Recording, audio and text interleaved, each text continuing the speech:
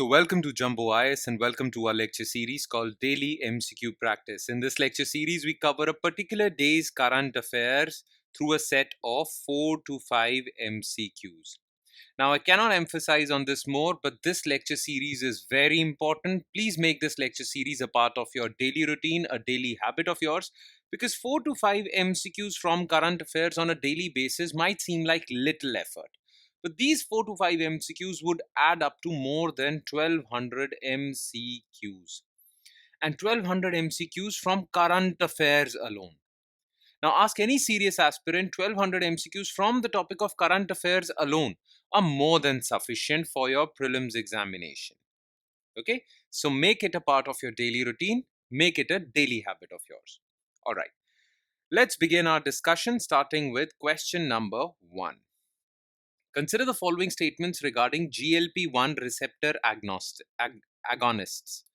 These are a class of drugs that mimic the action of GLP-1 hormone released in small intestines. GLP-1 hormone boosts secretion of glucagon in the human body that lowers blood sugar levels. Semaglutide, a GLP-1 receptor agonist, can also be prescribed as an anti-obesity drug. Okay, now listen to me carefully. You see, when you are finished with your food, when you are done with your food, then your small intestines produce a hormone called GLP-1. Okay, this GLP-1 hormone actually signals your body to produce insulin. Okay, because when you have your food, your blood sugar levels rise. Okay, so insulin does the job of reducing your blood sugar levels. Okay, plus when you are starving, then your body releases glucagon.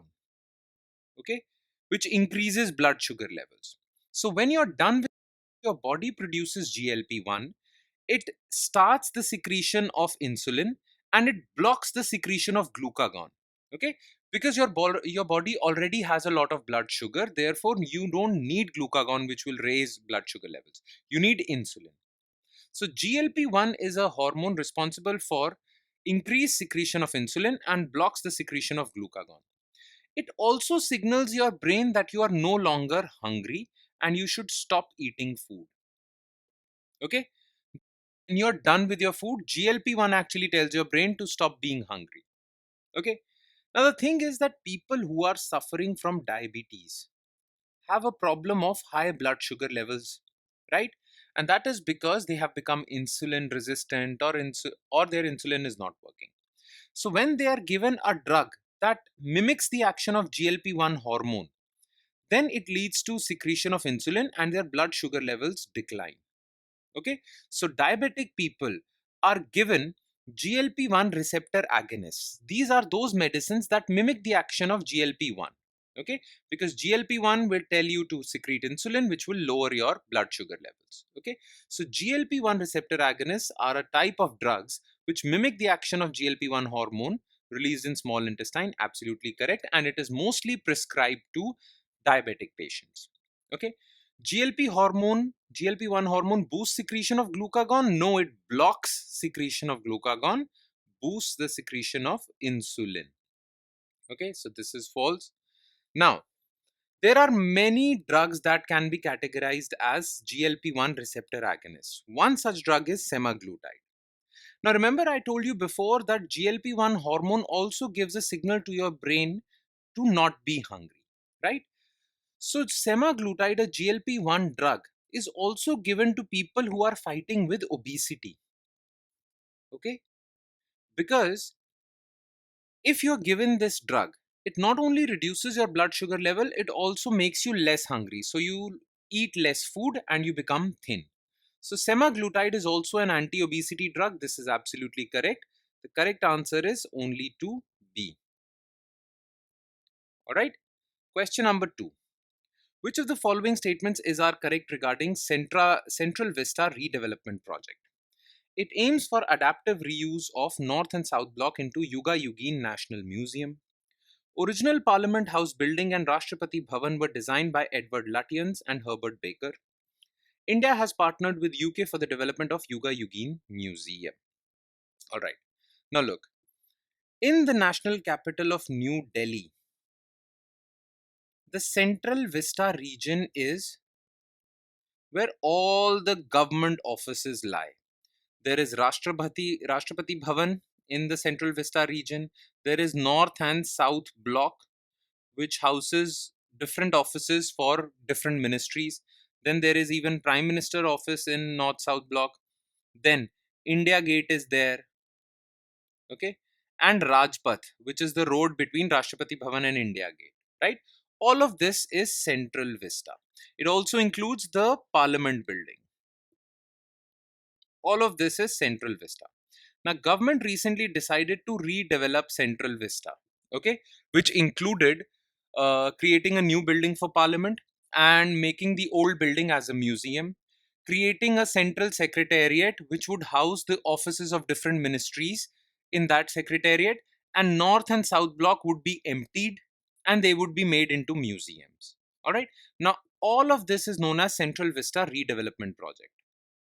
So it aims for adaptive reuse. Adaptive reuse means those buildings would stand, but they would be used for different purposes. So it aims for adaptive reuse of North and South Block into Yuga Yugin National Museum. Absolutely correct. So North and South Blocks would be emptied and all the offices would be shifted to Central Secretariat. And these North and South Blocks would be transformed into Yuga Yugin Bharat National Museum. Absolutely correct. Now, New Delhi was created when in 1911 King George V decided to shift India's capital from Calcutta to New Delhi. And therefore, a new city had to be created, new city of New Delhi. Right? Now, the task of developing this new city of New Delhi was given to two architects, Edward Lutyens and Herbert Baker.